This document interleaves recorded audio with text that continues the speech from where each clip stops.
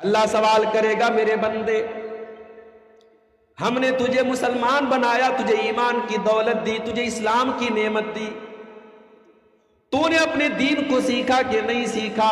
बंदा कहेगा, अल्लाह मैंने बहुत सीखा, हर जलसे में जाता था, हर तकरीर को सुनता था, 3-3 घंटे में पिंडाल के नीचे बैठा रहता था, सर हिला हिला के पूरी तकरीर में सुना करता था, अय अल्लाह मैंने दीन को बराबर सीखा।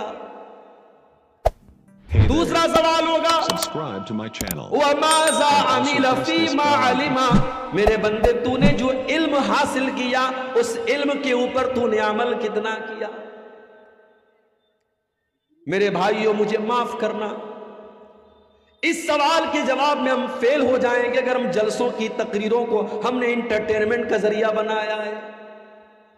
ये अहले हदीस का जलसा है, उलमा यहां कुरान बयान कर रहे हैं, नबी की हदीसें बयान कर रहे हैं, यहां आपको दीन सिखाया जा रहा है। इसलिए नहीं कि आप एक कान से सुन करके दूसरे कान से उड़ा दें, इसलिए सिखाया जा रहा है ताकि आप दीन को सीख करके उसके ऊपर अमल करें।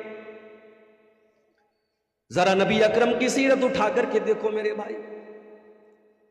ठीक है, आपके यहां का माहौल है, रात रात भर तकरीरें आप सुनते हैं, बल्कि कहीं कहीं फजर की अजान तक जलसा चलता है।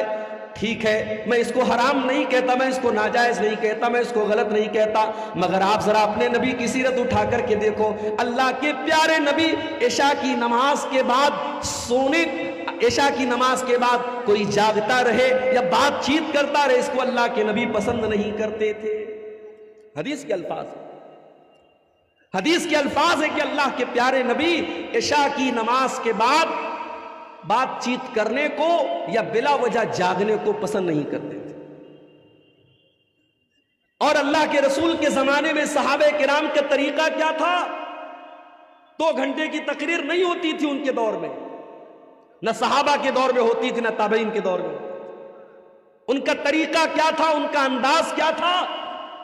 अब्दुल्लाह इब्न मसूद कहते हैं, हम अल्लाह के नबी से कुरान की 10 आयतें सीखा करते थे, हम अल्लाह के प्यारे नबी से कुरान की 10 आयतें सीखा करते थे, और जब तक उन 10 आयतों पर अमल नहीं कर लेते थे हम आगे नहीं बढ़ते थे। हम नबी से 10 आयतों को सीखते थे और उनके ऊपर अमल करते थे, फिर 11वें का नंबर आता था। माफ करना मेरे भाई, हमारी कमी यही है और पानी यहीं पर मर रहा है। हम सुनने के शौकीन हैं, अमल करने के शौकीन नहीं है। दुआ करो, अल्लाह ने जिस तरीके से हमें जलसों में जाने का शौक दिया है, तकरीरों को सुनने का शौक दिया है, उलमा से मोहब्बत का जज्बा दिया है, अल्लाह ताला उलमा की उन सही बातों पर, उन दीन की बातों पर हमको अमल की भी तौफीक अता फरमाए। मेरे भाइयों, एक इंसान की जिंदगी में सबसे खतरनाक चीज क्या है? अगर हम गौर करें, हमारी जिंदगी में सबसे खतरनाक अगर कोई चीज है, सबसे डेंजरस, सबसे हानिकारक, सबसे नुकसानदेह अगर कोई चीज है, तो उस चीज का नाम है गुनाह। भाई, जो चीज आपको अल्लाह से दूर कर दे, जो चीज आपको शैतान की गोद में ले जाके बिठा दे, जिस चीज की वजह से कयामत के दिन आप नाकाम हो जाए, वो चीज आपके लिए कभी फायदेमंद नहीं हो सकती। वो दुनिया की सबसे खतरनाक चीज। इसीलिए अल्लाह ताला कुरान में कहता है, ज़हरल फसादु फिल बर्रि वल बहरि बिमा कसबत अयदिन नास।